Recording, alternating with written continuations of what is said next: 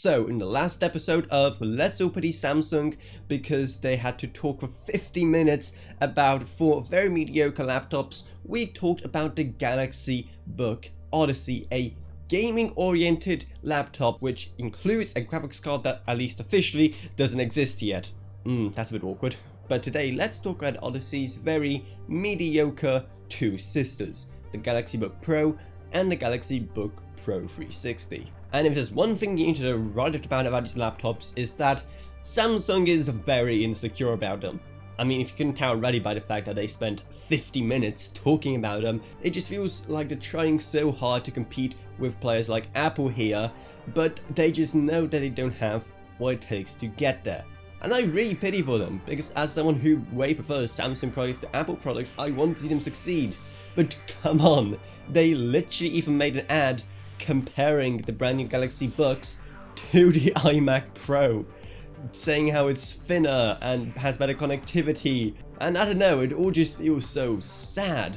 And it gets extra sad when you realize that not many of these laptops will actually make their way to the hands of consumers, because, oh boy Samsung, these things cost quite a bit. So to explain my point here, let's spec out a Galaxy Book Pro together. Firstly, we need to pick whether we want a Pro or Pro 360, and the 360 is basically just a more fancy version where the screen goes all the way back, so I guess we'll go for that, because don't we just all love fun here? Let's be funny and quirky and bend the laptops backwards for some reason. And of course, for the screen, we're going for the 15.6-inch ones, because we actually want to see what we're doing. For the CPU, we are getting a quad-core Intel i7, so definitely not the best thing in the world, but definitely not the worst thing in the world. And we're getting integrated graphics. Lovely. Since we're living in the futuristic year of 2021, we of course want 16 gigs of RAM, and also we want 1 terabyte of storage, which is also pretty reasonable for today's standards. And okay, that's a lot. That's really a lot. So for $1,500, we are getting ourselves a laptop with a quad-core Core i7, integrated graphics, 16 gigs of RAM, 1 terabyte of storage, and that's it. Okay, so maybe we'll have better luck speccing out a Galaxy Book Pro, seeing how those start out a bit cheaper and not everyone wants that weird flipping screen of the 360. Right from the bat, we get a choice of going down to an i5, which is also a quad core, but seeing what we're working with here, we naturally want all the performance we can get, which still probably won't be too much, so we're sticking with the i7. 16 gigs of RAM, 512 gig SSD, because the non-360 model doesn't allow a 1 terabyte one for some reason. And, ooh, yeah, that's still kind of a lot. And yes, I know that ultra-thin laptops like what the Galaxy Book Pros are trying to be do generally cost a bit more. On the other hand, I don't think anyone would honestly want to spend that much more on this kind of laptop for the kind of specs you're getting.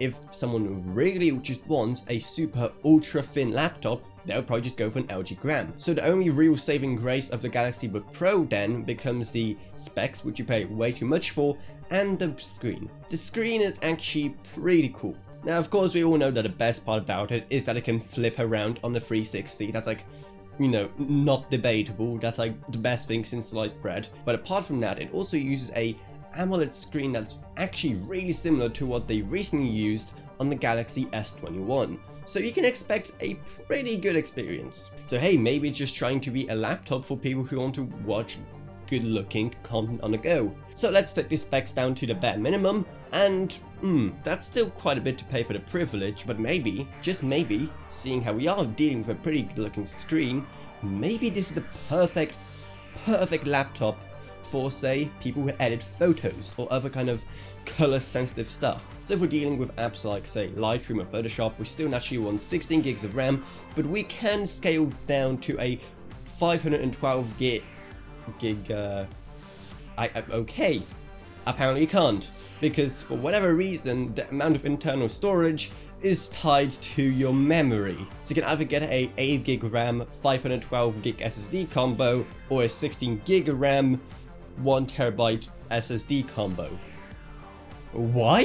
And even disregarding that weird choice, if you want a good photo editing experience on the go, you can just go for a brand new iPad Pro, seeing how it has the beautiful XDR display. Now keep in mind that the Galaxy Book Pro and 360 can go up to a 15.6-inch display, while the iPad Pro is significantly smaller, and when spec'd with 512GB SSD, it actually comes in cheaper than the Galaxy Book Pro depending on what specs you go with. So that's right, Samsung priced the brand new laptops in such a way that they even make Apple products look reasonably priced by comparison. Oh, and also remember how much time they spend in the presentation talking about how the brand new Galaxy Books have 5G connectivity? Well, yeah, fun fact, that's actually not coming until later this year, while the iPad Pros already do come with 5G. Oh boy. So as you can see, these brand new laptops from Samsung will have a rough road ahead proving themselves. I don't think they're terrible products, but seeing the prices and the specs right now, they just don't seem that competitive compared to so many other great options out there. And not just from Apple, but from other people who make Windows laptops. There's some great players in the scene right now.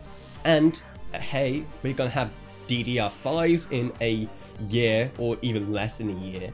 And that'll bring some huge improvements in performance to laptops. So you may as well just wait until DDR5 laptops will start appearing. Or if you're already planning to spend on a super high-end Galaxy Book Pro, like, you know, a Core i7, 16GB of RAM, 1TB of storage, you may as well go for a Galaxy Book Odyssey, which I got in my previous video. If you don't check it out, I will find you, because at least the Odyssey will have graphical acceleration thanks to the 3050 Ti. Not only that, but it can also have up to 32GB of RAM, plus up to a 2TB SSD, which will make the Odyssey an absolute dream if you're an editor who works with particularly heavy photo or video projects. But Samsung, if you do happen to have a lot of these Galaxy Book Pros lying around because nobody's buying them, just send one to me, I'll happily take it. But if you want to help this channel so I can actually review products like a Galaxy Book Pro and 360 and the Odyssey in the future, and you want to go beyond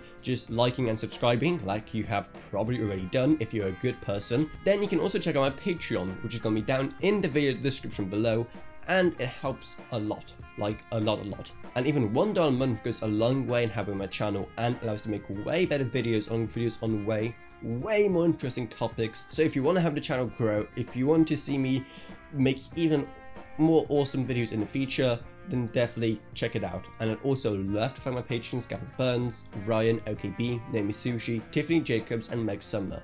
Thank you guys so much, your support truly goes a long way. Alternatively, if you've been looking for a cool and compact keyboard recently, you can use our code avrona over at Old Customs to get a nice, customizable and compact keyboard, and you get 5% off. Or you can just use the link down in the video description below as well. Also down there you're going to find Amazon Associates links, and if you just buy anything at all using those links, we get some money and you don't pay anything extra, so it's a win. Down there's also our Discord server if you want to talk to me or others or this or whatever else really, plus our social media links, so go check it all out. But anyway, that's about it, so I hope you enjoyed this video.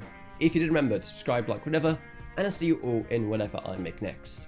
Goodbye everyone, goodbye.